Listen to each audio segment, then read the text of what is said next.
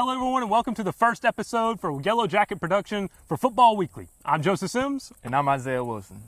So last night we were at Crimson Bowl for Lee versus JD, and Lee took the outstanding victory behind Reggie Davis on the ground. Shout out to Reggie Davis, looking like Reggie Bush out there, totaling of 354 rushing yards. What we're talking about is Reggie Davis was able to plow through the JD defense, running stretch on multiple occasions, and we're going to take a look at the highlights right now. Lee came out against JD doing what they do best, which is defense. A few back and forth 3 and outs. Then came Reggie Davis. The Generals' plan was to feed Davis early, and it wasn't long until he was breaking away, bouncing a run to the right to find the end zone to put Lee up 7. JD's offense couldn't get anything going, and it wasn't long before Reggie Davis was at it again, off to the races for a long 64 touchdown run, adding to his total that ended at a whopping 354 yards that carried Lee to the 19-14 victory. That wraps up the Lee Generals highlights against the JD Volunteers last night.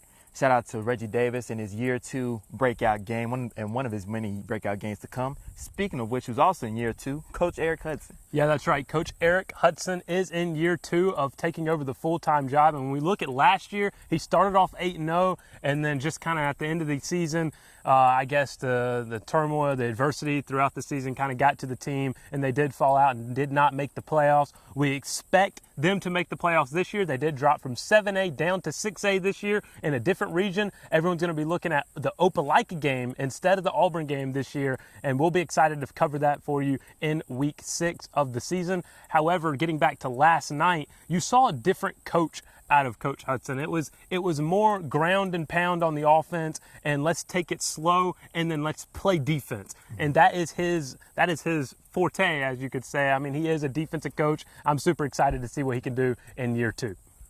So we also traveled to Stanhope, Elmore in Millbrook, where they were hosting the Pratville Lions. And Isaiah, that was another good one that we got to see last night. Pratville took the victory 16-10 after a late push from Stanhope, Elmore. But what did we see out there?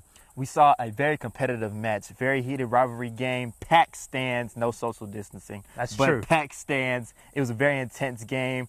Tempers flared, fights broke out on the field. True. We got closer. We were up in the action. We were filming right there when fights broke out. You'll definitely get to see it. We were right there saying, get him, get him, get him, get him, get him, get him, get him.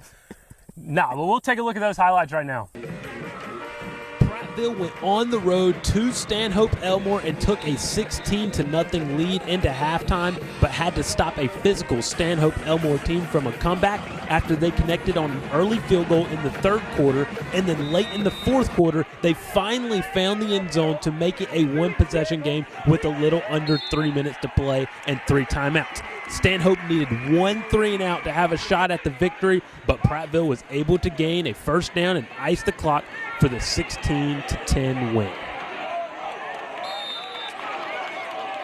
That was Stanhope Elmore hosting the Pratville Lions, and of course Stanhope did fall to the visiting team, Pratville Lions, 16-10 after the late push. And of course we were just joking before about the fights on the field. We do not promote fighting, but we love to see it. Yes, we do. We do love to see that Southeastern football competitiveness. You don't get that kind of tempers, and you don't get those kind of play in football up north or anywhere else in the country. That is true. And some players that you saw out there being competitive, and this is what we're going to do weekly. We're going to choose some players that had outstanding performances in the games that we cover. And this week's players are for Pratville, Ian Jackson, number 3, a defensive end. He's committed to Alabama right now. And for Stanhope Elmore, William Whitlow had an outstanding game. And then, of course, for the Lee Generals, we had Reggie Davis with 354 rushing yards. Isaiah, who takes the cake this week? This week, the cake goes to 354 rushing yards, Mr. Reggie Davis himself.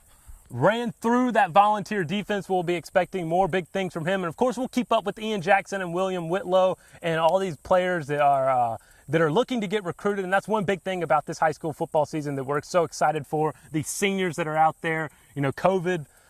There was a small possibility that the Lee JD game was going to be canceled. The Pratville Lions have some players out that are with COVID-19 right now. But, you know, it's a real unfortunate event and tragic event, but we're excited that some of these seniors actually do get to play this year because it just means so much to them, of course, to be able to show their talents to these college scouts. And Reggie Davis definitely did that this week. That's why he takes the cake with 354 rushing yards, and we'll see what he does next week. So, Isaiah, that's it for us right now. We'll be looking forward to week 2 of Football Weekly. I'm Joseph Sims. And I'm Isaiah Wilson.